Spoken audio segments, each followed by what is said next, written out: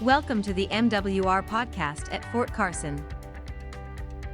During these really trying times of COVID and even, being a parent during the summer season, it can be a little frustrating when you're trying to help your kids through, learning and pretty much anything. So I am here with Stephanie Gelati from our Fort Carson Child and Youth Services Student Liaison. So Stephanie, I would like to first ask you, what are some tips that can just help at-home learning for kids in general? Right. In general, it has been a hard time, and many families are at home schooling because of a hybrid situation, a remote situation, or 100% virtual learning. So there are some things and some tips we can, as parents, can do and utilize for a successful at-home learning experience. First of all, we can identify a structured, quiet workspace for children. This space should be as distraction-free as possible, away from TV and music. You may even want to have your kiddos wear noise-canceling headphones. That might be an investment worth making, depending on how long we are learning at home. And have it be inviting and a separate space, a workspace for them. Additionally, being flexible with your schedule and maybe alternate your child's preference, like their preferred tasks and their non-preferred tasks. So it's not all work, and my kids complain of having all their academic classes on one day and all their their PE and their extra classes that aren't academic on alternate days. They'd prefer to mix it up and mix up the day. So kind of alternate between the things the subjects they enjoy, the activities they enjoy, with the things that are a little bit tougher to stay focused with. Oh, that's a really good point. I didn't really consider that. All right. Well, that follows right into, I'm able to focus, but I have younger kids, and it's constant distractions, with the pets and, even just getting hungry. They want to go to the kitchen whenever they're hungry versus, it's not lunchtime yet. What tips do you have for kids to stay on track? Right. And we as adults can use these too, because you might be good with time management, but many of us other adults that have had to work from home from time to time, it can be a distracting environment. There's noise, there's, the Amazon guy's delivering and the dogs are barking and so on and so forth. But some really low, one really low tech device could be timers and alarms. And we've all got devices, right? But an egg timer will do just as well. It can help bring structure to the activities, whether the kids are having a blast doing it or they're slogging through it. Having a time limit really can help. Scheduling breaks throughout the day. We need breaks. They need breaks. They need to stay hydrated. All of those, all of those things. So explain to your child when they can expect a break. That really helps. If they see a long, vast, unending time frame, that can be a little daunting. And with those scheduled breaks, it's important for your children with physical or learning disabilities or chronic medical needs, because they may get tired more easily with the tasks that require high levels of concentration and focus. So you do have to be attuned to your child and what their needs are as a baseline. To build in those scheduled breaks and when to use those timers and when it's okay to go a little bit long and things like that. So a lot of pre-planning, but a few low-tech gadgets can help get you through the day. Okay, awesome. Yeah, it's some of the common things that you don't think about. Right, and I forgot to mention to use maybe a picture schedule too, if if you're dealing with little ones. My coworker today said, I've got a preschooler and we struggle every night to get the homework turned in on time because grandma watches him and that's not something she does.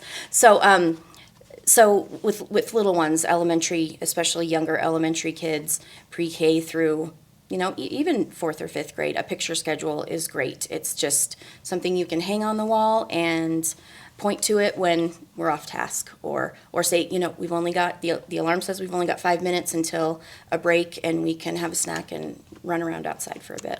That's awesome. I'm a visual learner, so Sure. I can totally see how that's helpful for my kids too. Yeah. Awesome. Okay.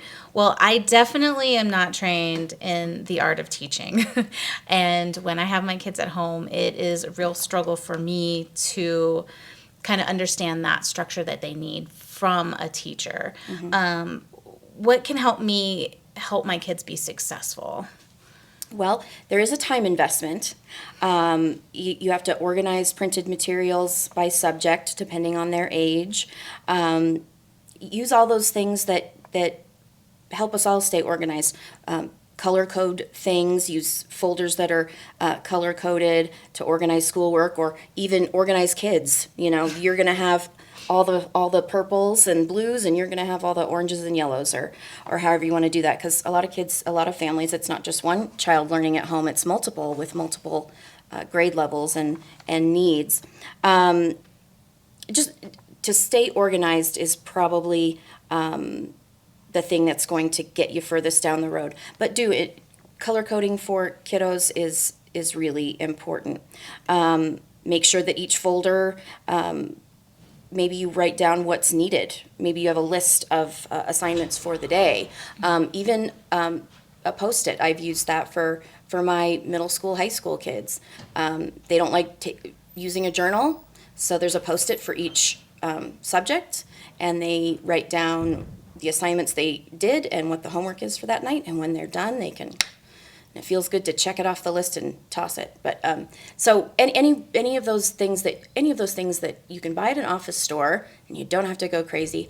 But colored folders, labels, and Post-its, and all of that good stuff really does. They're simple things, but they can keep you organized. Ask your teacher for help. Not your teacher, your child's teacher. Pardon me. Ask them for help in regards to the lessons, the time frames that they're expecting the work to be in by, and the platforms. Sometimes it's not just one platform kids have to be familiar with, it's multiple platforms. And so parents need to know that as well. And if your child is having trouble getting tasks done or understanding where to turn them in, which is very, very common. I have 2 high schoolers now, a freshman and a senior. And my freshman said to me, I had to download no less than 7 apps, plus Schoology, plus the main one, to turn in all her work for all her classes. So, communicating with teachers, what are the expectations, what platforms they're using. It's communication with teachers. You do have to have that time investment, so you know what's expected, because they can your kids can also certainly say, well, I turned it into ABC website or ABC platform. So knowing what platforms they are expected to use and expected to turn in their work on. And any assistive technology, if your child does have a special need, many times the school district can provide specialized computers, or learning adaptive equipment or materials. And then there's lots of things out there online too that tips and tricks and things like that. But be prepared. If your child does have a special need, try to get all those things in place before all that adaptive technology before the term starts, or if you don't have it now, just get it as soon as you can. And that's another thing to communicate with teachers about. If your child does have a special need, is on an IEP, an individual education program, more communication is probably necessary with the teacher and maybe the counselor to say, if we go into remote learning mode, what am I going to need at home we're not teachers, as you said, but you want to try to give them everything they need, and there not to be a learning gap because they've had to go remote. Yeah, absolutely. So, communicating with those teachers again about any special equipment or materials that might be needed if your child is on an IEP or has a special need. Absolutely. Yeah, I think we all really want our kids to be successful. Absolutely. And I often appreciate the platforms that the schools given us, but sometimes we, like you said, can see a gap in our students' individual needs. Sure. What other resources would you suggest for us to possibly tap into? Right. Again, a time commitment, but very, very important. And there are a lot of things at our fingertips that a lot of parents don't know about. I don't know if you knew, but the Army MWR Library has many resources that families and kids can use from their home to enhance learning. So you can check them all out, and all you need is a library account. So that's www.armymwr.com/back to school. So the whole MWR library is available, and there's going to be topics on everything that will be very, very useful. Some other things that military affiliated connected kids, students can use is something called tutor.com, and that's online real-time 24/7 tutoring for every grade level and every subject matter known to man practically. Younger kids, it's, whatever they're struggling with. My kids have used it. These tutors on the other end of cyberspace are background checked and vetted and all of those things, and they get a real life tutor on the other end of cyberspace that's not going to give them the answer. And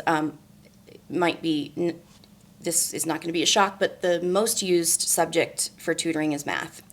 And because many of our kids come home with math homework and we don't know how to help them. So you jump on there and all 4 of my family members are desperately trying to figure out this math problem for the 7th grader at the time. I finally said, let's get into tutor.com.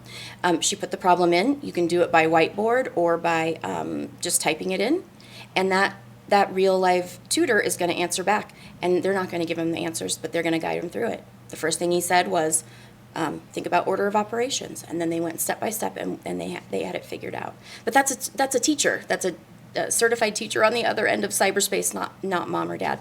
So that's really valuable. But not just for math, for all the subjects they're going to encounter at school, whether it's math, science, social studies. When older kids are starting to write research papers or term papers, they can upload them and have them proofread. If they really connect with the tutor, they can make appointments with that tutor, and you get to have time with that tutor every day instead of someone new. There's some really cool parts of the website. You can download your textbooks in your locker so they can see your resource material as you can. The tutor can see all of your resource material. So it's really wonderful. If students weren't military dependents, it's $40 an hour. For everyone else, it is a very legitimate, wonderful service that's probably underutilized. So tutor.com and the MWR library, I think, are some really great resources that parents can tap into. Great, yeah, because there's been plenty of times where I'm like, wow, I should know this material, and Yes. I cannot remember. And you just get stuck. Yes. You just get stuck, and you tapped all your resources in the house, and you've maybe even done some Googling, still can't figure it out. Tutor.com is a wonderful resource. Great. Well, thank you very much for providing our audience these tips and tricks and resources. We appreciate it. You are so welcome. Thank you very much.